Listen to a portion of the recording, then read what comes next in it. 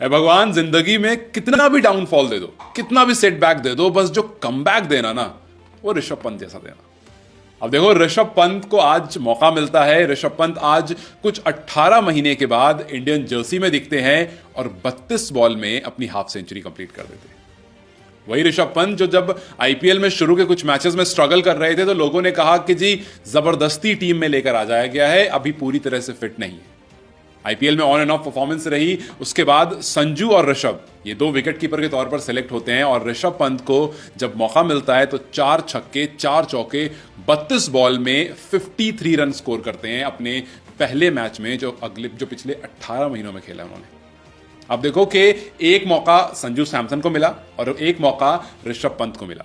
मानो ऐसा लगा कि संजू सैमसन ने जो मौका गवा दिया, उस मौके को ऋषभ पंत ने कूद के पकड़ लिया।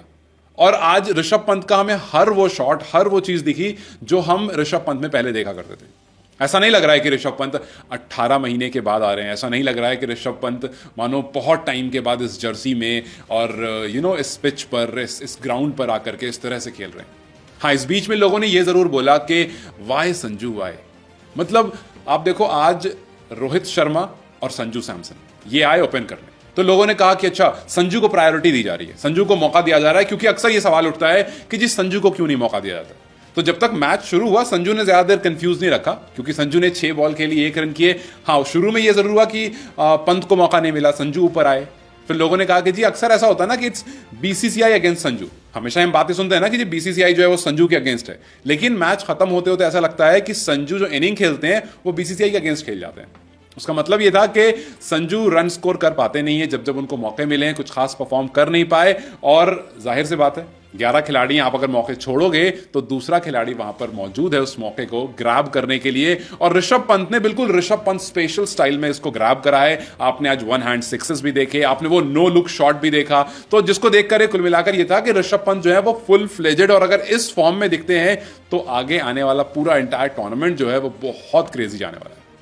क्योंकि आपने शुरू में ही देख लिया ऋषभ पंत को आते ही, हमने दिल्ली से देखा था ऋषभ पंत का ठीक ठाक सीजन रहा, बहुत बुरा नहीं पर ठीक ठाक सीजन रहा।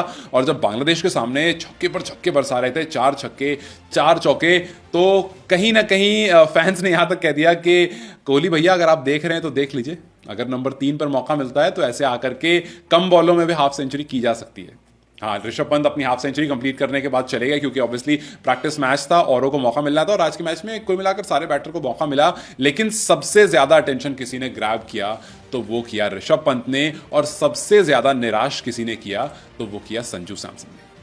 मतलब आप देखो ना, 2 महीने आईपीएल चलता है और उस 2 महीने के आईपीएल में एक डिस्कशन शुरू होता है कि जी आप संजू की तरफ देखो, संजू की फॉर्म की तरफ देखो, एक बार संजू की तरफ मुड़कर तो देखो क्या खिलाड़ी है ये, और पूरे आईपीएल डिस्कशन चलता है। और जैसे ही इंटरनेशनल मैच आता है, जैसे ही मौका मिलता है, अचानक से ये डिस्कशन खत्म हो जाता है। संजू को मौका मिलता है, संजू की परफॉर्मेंस नहीं आती है, और इतना बड़ा मौका। आप सोचो, आप वर्ल्ड कप खेलने गए हो, आपको लास्ट मोमेंट पे किया, आपने खुद ये बात कही थी कि मुझे पता था कि मेरा कोई चांस नहीं है, मुझे कुछ एक्स्ट्राऑर्डिनरी करना पड़ेगा तभी जाकर के मुझे टीम में मौका मिलेगा। वो मौका आपको मिला, और मौका भी कैसा मिला, रोहित शर्मा के साथ ओपन करने का मौका मिला, एक वार्म अप मैच में जहां पर आपके ऊपर प्रेशर भी नहीं था। अब शायद ये मौका ना मिले, अब शायद आप अगले मैच में ऋषभ पंत के ऊपर प्रायोरिटाइज नहीं किए जाओ, क्योंकि ऋषभ पंत ने कोई मामूली पारी नहीं खेली, उन्होंने एक डिफाइनिंग पारी खेली है। और जिससे ये समझ में आ रहा है कि इंडिया जो अपना पहला मैच खेलेगा तो उसमें ऋषभ पंत जो है वो प्रायोरिटी पर रहेंगे। और हमने देखा है पिछले कुछ इनिंग्स अगर आप देखेंगे संजू सैमसन की, तो वो थोड़ी सी निराशाजनक जरूर रही है। आप क्वालीफायर 2 में देखो एसआरएच के खिलाफ 10 बॉल 11 रन, आप आरसीबी के खिलाफ देखो एलिमिनेटर में 13 बॉल में 17 रन। तो मतलब ये है कि संजू सैमसन आईपीएल की जब लास्ट 4 इनिंग खेली थी वहां भी कुछ खास नहीं कर पाए थे, और आज एक बार फिर से जब मौका मिला तो एक बार फिर से वो फ्लॉप हो गए।